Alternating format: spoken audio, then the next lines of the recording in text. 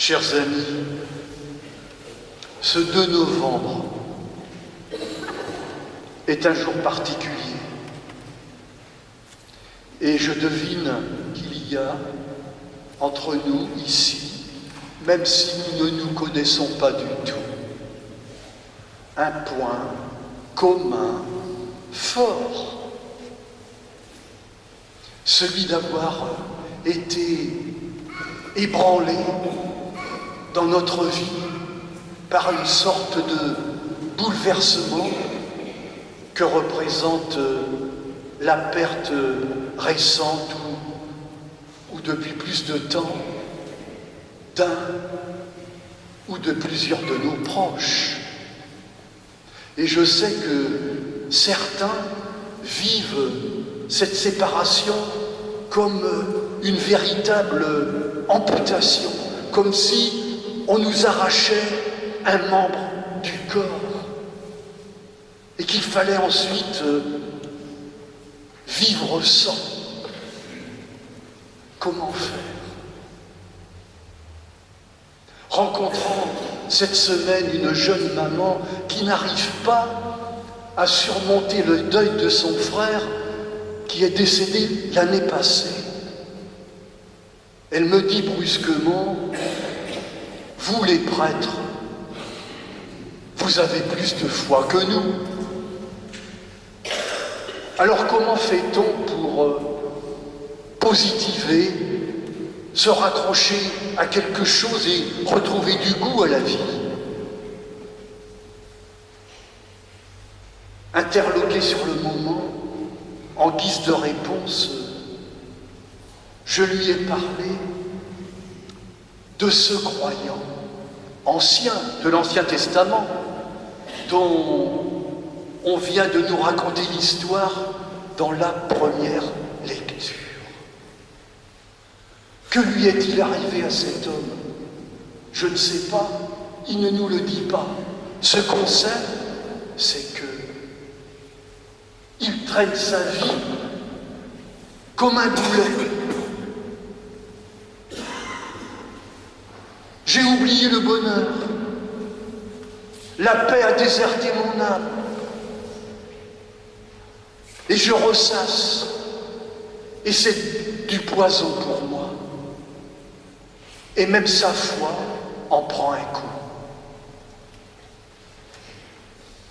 J'ai remarqué souvent que nous les croyants, nous aimerions, et puis beaucoup d'autres, nous aimerions que croire, être croyant, ça soit comme un remède miracle. Vous savez que dans l'épreuve, ça nous réconforte spontanément.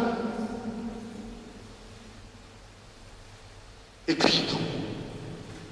Et nous nous apercevons soudain que, au fond, nous sommes comme le commun des mortels et comme les autres hommes. Que lui est-il arrivé à cet homme de l'Ancien Testament dont on nous raconte l'histoire? Je ne sais pas, toujours est-il, vous l'avez entendu, que soudain, un matin, il se réveille avec au cœur, d'une manière inexpliquée, comme une petite lumière. Et puis, lui revient à l'esprit une parole qu'il a entendue dans son enfance et qu'il a sans doute ruminé à la synagogue et entendu. Les bontés du Seigneur ne sont pas épuisées. Elles se renouvellent chaque matin. Et soudain, voilà que cet homme, on le voit, reprend un peu, inexplicablement, courage. C'est étonnant. C'est étonnant. Qu'est-ce que c'est que ces bontés du Seigneur qu'il voit soudain? Il ne le dit pas, mais moi, je devine. J'imagine que ce sont tous ces petits riens qui tissent nos vies, et notre quotidien, dont nous ne nous apercevons plus, tellement c'est banal, comme vous savez l'air qu'on respire. On en sent le manque quand soudain on suffoque de l'oxygène et nous baignons dans l'oxygène et nous ne nous apercevons pas du précieux de cet élément-là. Et il y a plein de choses dans nos vies, des petites choses qui nous tiennent debout et qui nous tiennent à flot. Et cet homme croyant redécouvre le précieux de ces petites choses. J'imagine qu'il ne les découvre pas tout seul, mais avec des gens qui sont autour de lui, qui lui ouvrent les yeux, parce qu'ils sont proches et qu'ils sont attentifs. L'évangile qu'on vient d'entendre est étrange. Il nous donne encore deux voies étonnantes pour sortir de l'épreuve quand on est plongé dedans. Vous avez vu cette parole de l'officier romain au pied de la croix. Cet homme est un croyant, c'est un occupant romain. Et vous avez entendu? Cet homme était le Fils de Dieu. Comment a-t-il fait, cet homme, pour trouver du sens à ce que je trouve, moi, absurde et scandaleux? Lui, il y discerne quelque chose de Dieu qu'il ne connaît pas. Et cette parole m'encourage et nous encourage tous dans l'épreuve à compter pas seulement sur nos amis croyants, mais sur les autres. Même les incroyants, même ceux qui ne partagent pas notre foi et qui savent parfois être si proches de nous. Et puis enfin,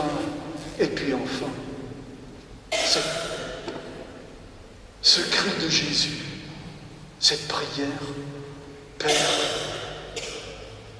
pourquoi tu m'abandonnes?